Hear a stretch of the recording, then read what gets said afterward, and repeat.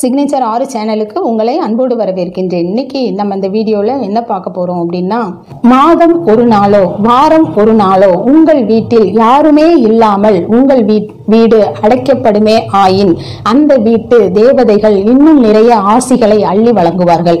இது என்ன புது வித்தியாசமான ஒரு தகவலாக இருக்கின்றதே, இது சாத்தியமா? உங்கள் மனம் கூறும் இது நடக்குமா என்று நீங்கள் நன்கு கவனிக்க வேண்டும். ஒரு இல்லம், தலைவாசல், அதில் 4 திசைகள், 8 திக்குகள், அதுல கழிவு, அக்னி பகவான், பஞ்சபூதங்கள், இன்னும் கோடிக்கணக்கான விஷயங்கள் ஒரு இல்லத்தில் இருக்கின்றன. தெரிந்தும் தெரியாமலும், மறைந்தும் மறையாமலும், நமக்கே தெரியாமல் நம் இல்லம் எந்த அளவில் இருக்கின்றன. கிழக்கு வாசல் என்று சொல்வோம், சரியாக கிழக்கு வாசலாக அது இருக்காது. மேற்கு வாசல் என்று சொல்வோம், சரியானபடி அது மேற்கில் இருக்காது. இப்படி எந்த திசையில் இருக்கின்றது என்று கூட நமக்கு சரியாக சொல்ல முடியாது. பார்வைக்கு கிழக்காக இருக்கும், ஆனால் அதை நீங்கள் சரியாக அளந்து பார்த்தால் ஒன்று தென்கிழக்கை சார்ந்து இருக்கும் அல்லது வடகிழக்கை சார்ந்து இருக்கும்.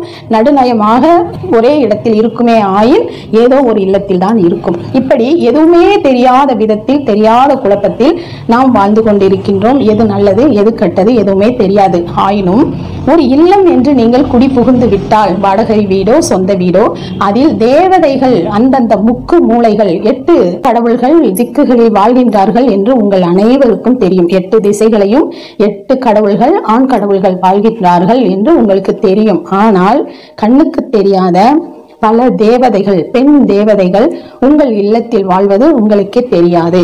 அதனால்தான் இல்லத்தில் விளக்கேற்றுவது, மஞ்சள் குங்குமம் தவறாமல் நம் இல்லத்தில் இருப்பது, பஞ்சபாத்திரத்தில் நீர் வைப்பது, துளசி சேர்ப்பது, இது அனைத்தும் குல தெய்வம் என்ற பெயரில் பெண் தெய்வத்திற்கு போய் சேரும், ஆண் தெய்வத்திற்கும் சேரும்.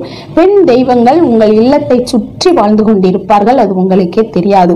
இதில் முக்கிய கருத்தாக சொல்லப்படுவது, இந்த தேவதைகள் மகிழ்வோடு இருக்க வேண்டும் என்றால் உங்கள் வீட்டு தென்மேற்கு மூலை மங்களகரமாக ஒரு மஞ்சள் துணி அல்லது கோல்டன் துணியால் அல்லது கோல்டன் பேப்பரால் நீங்கள் அங்கே அலங்கரிக்கப்படும் பொழுது உங்கள் வீடு மிக மிக சுபிட்சமாக இருக்கும்.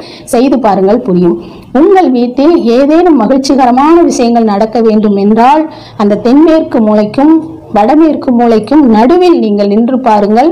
உங்கள் மனது மிகவும் சந்தோஷப்படும் அளவுக்கு அந்த இடத்தில் இருக்கும். அங்க ஒரு டேபிள் போட்டு நீங்க என்ன செய்யணுமோ அங்க செய்து பாருங்கள். உங்களுக்கு அபரிதமான ஒரு சக்தி கிடைக்கும். அந்த தேவதைகள் அங்கே வாழ்வார்கள், அங்கே உட்கார்ந்து அமர்ந்து ஆசி கூறுவார்கள். ஆனால் இந்த தேவதைகள் உங்களுக்கு அபரிதமான சக்தியை அள்ளி கொடுப்பார்கள். இன்னும் நிறைய கருத்துக்கள் இருக்கின்றன, நாம் இன்னொரு வீடியோல அதெல்லாம் நம்ம பார்க்கலாம்.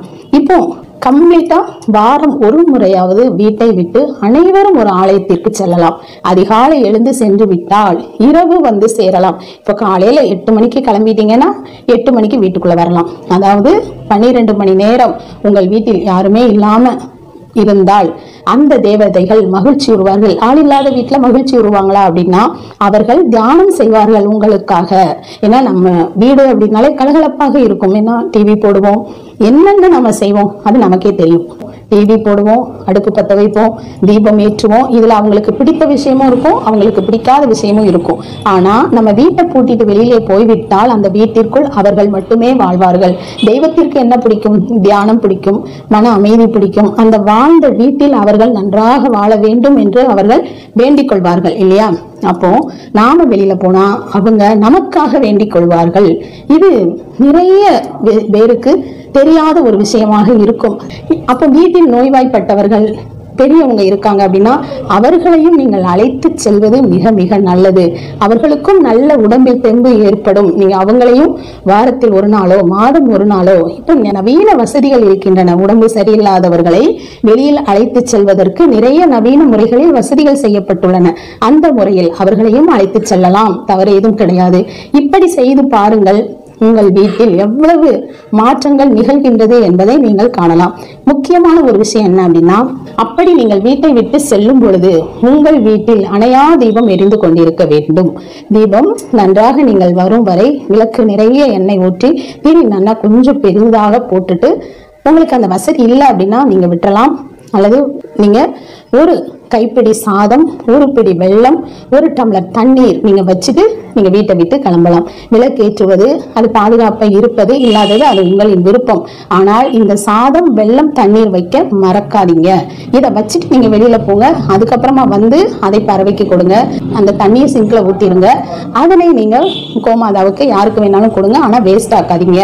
இதை மாதிரி செய்து பாருங்கள். உங்களுக்கு வாழ்க்கையில் எவ்வளவு நன்மைகள் நடக்கின்றது என்பதை திரும்ப திரும்ப நீங்க போக ஆரம்பிப்பீர்கள். ஏதாவது ஒரு ஆலயத்தில் போய் தங்கிவிடுங்கள். உங்களுக்கும் மனது அமைதியாக இருக்கும், ஓய்வெடுத்த மாதிரி இருக்கும், குழந்தைகளோடு இருந்த மாதிரி இருக்கும். குடும்பத்தோடு நாம் வேலையே இல்லாம சந்தோஷமாக பேசி கழிக்கும் நேரமாகவும் இருக்கும். நீங்க வீட்டுல இருந்தே ஏதாவது சாப்பாடு செய்து கொண்டு எடுத்து போகலாம். இன்னும் சந்தோஷமாக இருக்கும். செய்து பாருங்கள். வாழ்க்கை கஷ்டப்படுறதுக்கும் கண்ணீர் வடிப்பதற்கும் காலம் அல்ல. வாழ்க்கை எப்பொழுதும் சிரித்துக் கொண்டிருக்க வேண்டும். இந்த வீடியோ உங்களுக்கு பிடிச்சிருக்கும் நம்புறேன். இன்னும் ஒரு வீடியோல நான் உங்களை சந்திக்கிறேன். தேங்க்யூ.